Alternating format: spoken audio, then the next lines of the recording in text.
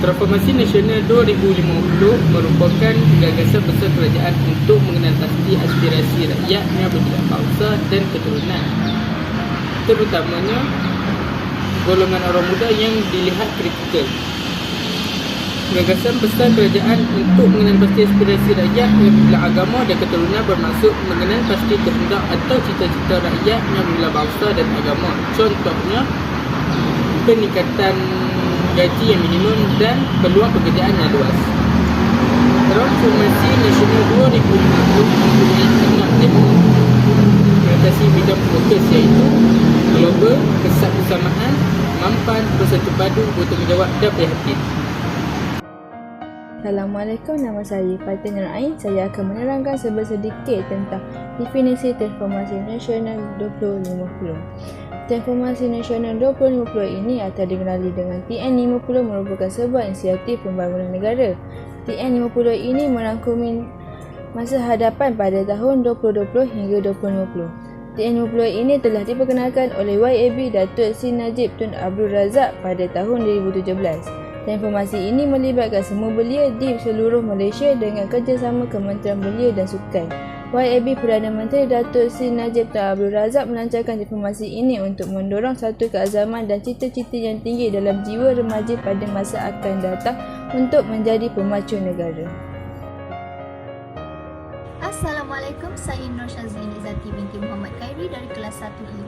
Nombor matrik saya ialah DPH2021264438. Saya akan membentangkan tentang pendidikan dalam tajuk Transformasi Nasional 2050. Topik pendidikan menjadi antara topik yang hangat diperkatakan oleh golongan belia. Menteri Pendidikan sendiri, Datuk Seri Mazzi Khalid berkata, ia penting bagi membentuk pelajar yang berkemahiran tinggi menyeluruh dalam sistem pendidikan. Dalam perspektif pembelajaran pula, kami dari golongan belia juga mengharapkan penilaian pelajar tidak lagi bersifat menyeluruh. Sebaliknya, tertumpu kepada setiap individu berdasarkan kekuatan dan kelemahan setiap pelajar itu sendiri. Sistem pendidikan ini juga perlu lebih luas supaya para pelajar dapat menonjolkan bakat dan minat terhadap pembelajaran. Guru serta pelajar memainkan peranan yang besar bagi menjayakan transformasi membentuk generasi pada tahun 2050. Pihak kerajaan perlulah menyediakan kelengkapan yang sesuai seiring dengan peredaran zaman sekarang. Pada era ini, pelajar mahupun para pendidik sering menggunakan alatan teknologi seperti komputer riba, iPad dan telefon bimbit untuk berhubung sesama sendiri. Seterusnya, dengan penggunaan alatan teknologi ini kepada pelajar, ia dapat mengurangkan penggunaan kertas.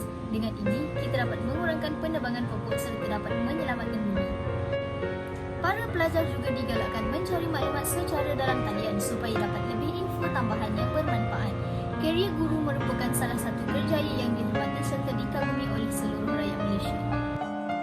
Assalamualaikum warahmatullahi wabarakatuh. Saya Nursatina Aisyah binti Roslan ingin menerangkan tentang Kebajikan Rakyat Transformasi Nasional 2050. Pelaksanaan TN50 ini sangat bergantung kepada rakyat Malaysia sendiri. Antara kebajikan rakyat adalah penentu untuk menjayakan pelaksanaan TN50 ini. Selain itu, kebajikan rakyat ini sangat tegas dengan 6 tema penting untuk menjayakan pelaksanaan TN50 ini. Antara ke-6 tema penting itu ialah global, kesesamaan, mampan, bersatu padu, bertanggungjawab dan prihatin. Ke-6 tema tersebut adalah input penting untuk mempersiapkan negara kita untuk pelancaran TN50 ini. Seterusnya, poin saya yang ketiga adalah matlamat ekonomi ini adalah untuk menjadikan Malaysia daripada negara teratas di dunia. Ia terbagi dari segi pembangunan ekonomi, kerajaan sosial dan inovasi serta ia juga dapat menjadikan Malaysia negara yang berpendapatan tinggi dan mengatasi daripada kemiskinan penduduk apabila menjelang tahun 2020 nanti. Dengan ini, ia dapat meningkatkan taraf kehidupan masyarakat di Malaysia. Poin saya yang terakhir pula adalah dengan adanya perkembangan struktur ekonomi ini dapat memberi kesan positif kepada masyarakat Malaysia. Dengan perkembangan struktur ekonomi kini telah berkembang kepada beberapa bahagian iaitu sektor pertanian, sistem teknologi, sistem transit aliran dan sebagainya.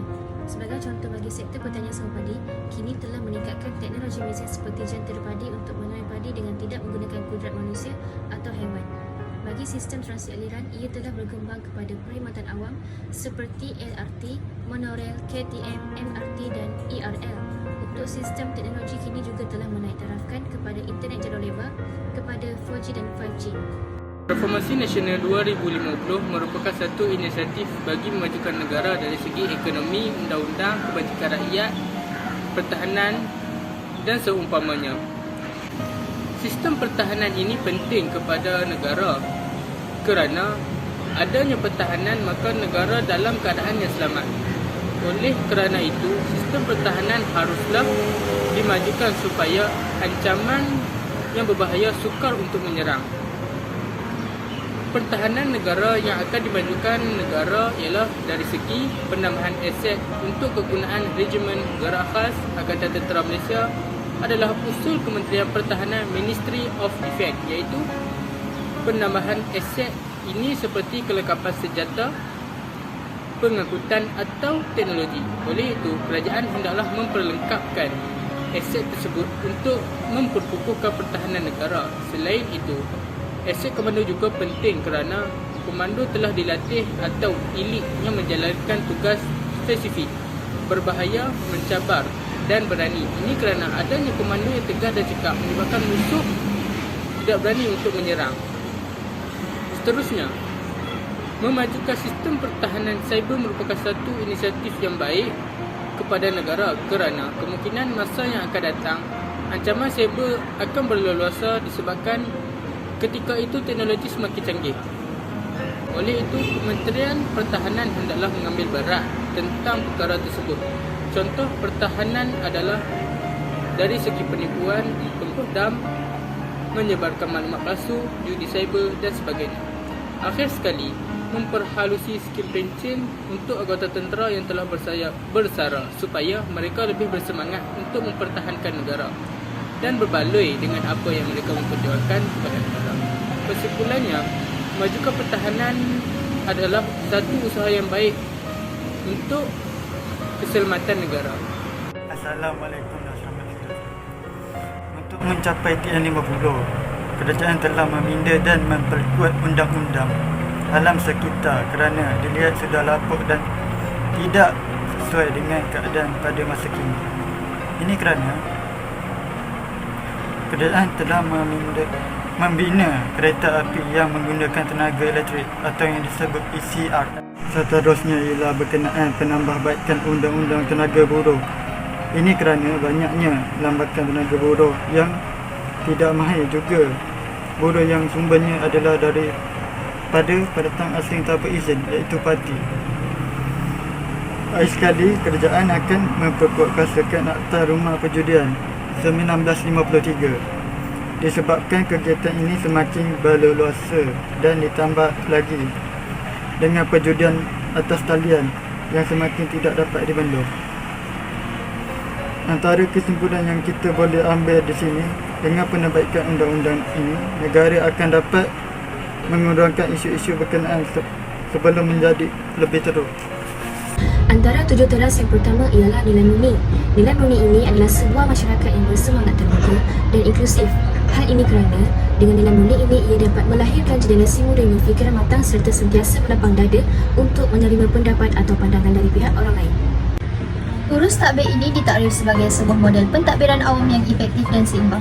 Hal ini dibuktikan dengan orang yang ingin mengurus sesuatu haruslah mempunyai sikap integriti seperti jujur dan bertanggungjawab. Dengan ini, barulah pemimpin dapat menguruskan negara dengan penuh bertanggungjawab atas semua tindakan dan keputusan. Seterusnya, pekerjaan ini merupakan sebuah ekonomi yang kompetitif dan maju dipacu oleh sumber tenaga kerja yang berdaya tinggi. Hal ini demikian kerana dengan pertumbuhan sumber tenaga kerja seperti ini, ia dapat mewujudkan ekonomi yang maju serta dapat menghasuli kadar purata kemiskinan di negara ini. Masyarakat perlulah mempunyai gaya hidup yang bertenaga, aktif dan mesra sosial supaya dapat saling berinteraksi antara satu sama lain. Hal ini tercontoh